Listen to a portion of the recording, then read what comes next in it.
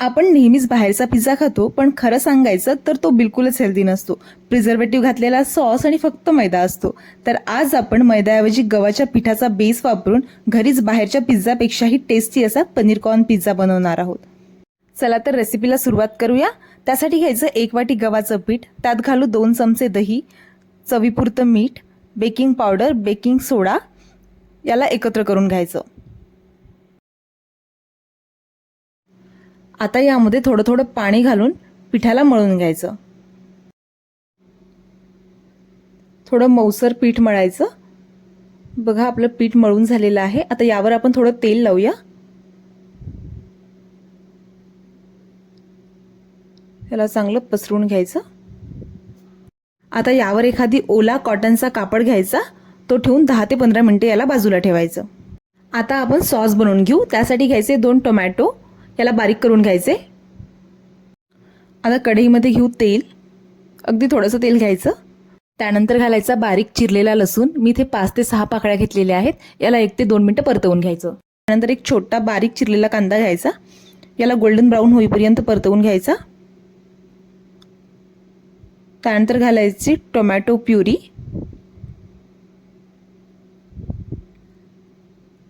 याला सुद्धा 2 ते 3 मिनिटं परतवून घ्यायचं.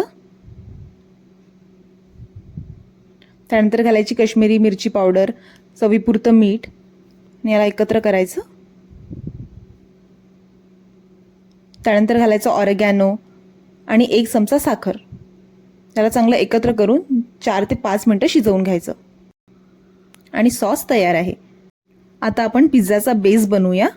त्यासाठी घ्यायचा गोळा, याला हाताने चांगला प्रेस करून घ्यायचा. हळूहळू सगळ्या साईडनी प्रेस करायचा, म्हणजे तो व्यवस्थित गोल गोल होईल आणि थोडा पातळ होईल. पोळीपेक्षा थोडा जाडसरच ठेवायचा. तुम्ही बघू शकता आपल्याला इतका जाड पिझ्झाचा बेस हवा आहे. आता याला आपण फोर्कनी टोचून घेऊया, म्हणजे तो फुगणार नाही. आता याला आपण नॉनस्टिक तव्यावर भाजून घेऊ. आपल्याला एक साईड याची भाजून घ्यायची आहे. 3 ते 4 मिनिटं लागतील भाजायला. आपण बघून घेऊ. तुम्ही बघू शकता बेस चांगला भाजला गेलेला आहे. आता टॉपिंगसाठी आपण ज्या भाज्या घेणार आहोत त्याला आपण 1 ते 2 मिनिटं परतवून घेणार आहोत. त्यासाठी घ्यायचं पॅनमध्ये तेल, त्यात घालायची शिमला मिरची, कांदा आणि स्वीट कॉर्न. याला 1 ते 2 मिनिटं परतवून घेऊ.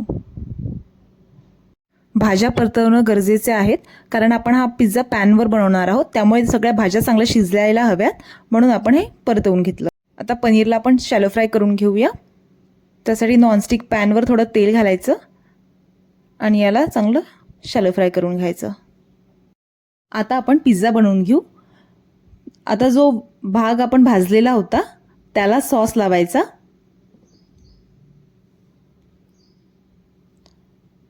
ह्या सॉसमुळे इतकी चांगली टेस्ट येते की आपण जो मार्केटचा सॉस वापरतो ना, त्यापेक्षाही हा 100 पटीने चांगला वाटतो. त्यावर घालायचं चीज.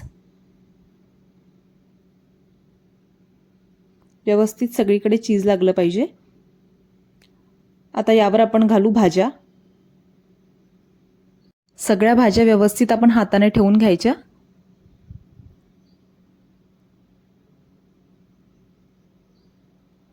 तर शेवटी पनीर ठेवून घेऊ. आता यावर घालायचं थोडा चिली फ्लेक्स आणि ऑरिगॅनो. तुम्ही यावर आणखी चीज घालू शकता. आता पिझ्झाला पॅनमध्ये ठेवायचं, त्यात घालायचा एक बर्फाचा तुकडा. बर्फाच्या तुकड्यामुळे वाफ तयार होते, तर पिझ्झा जळत नाही आणि लवकर शिजतो. आता याला झाकून 5 ते 6 मिनिटं शिजवून घेऊ. तुम्ही बघू शकता हेल्दी असा पिझ्झा तयार झालेला आहे. नक्की ट्राय करा. आणि घरात मुलं असतील, त्यांनी हट्ट केला तर बाहेरचा पिझ्झा खाण्यापेक्षा हा पिझ्झा घरी बनवून द्या.